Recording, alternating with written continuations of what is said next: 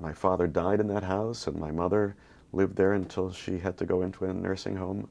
So they held on to that for a long, long time.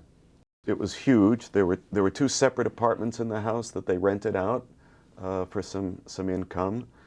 Um, I got nightmares in that house because of all the dark shadows and corners in it. And I remember, you know, I would go to visit my friends, and they lived in apartments.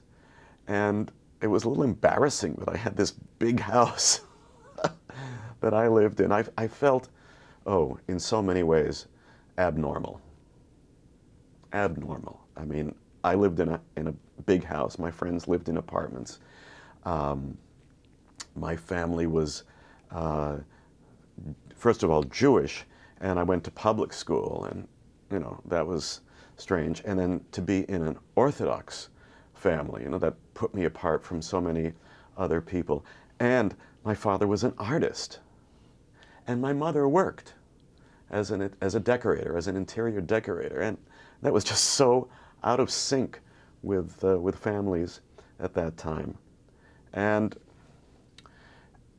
I realized my parents also felt out of sync. I mean, I didn't realize this until later, because in the artistic circle in which they hung out, and they were also very liberal politically.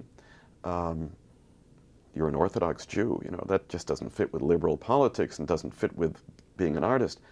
And in the Orthodox Jewish community in which they hung out, you're an artist. What kind of work is that for a nice Jewish boy?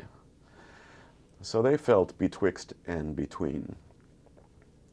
And then at a certain point in my life, I realized I had the same conundrum.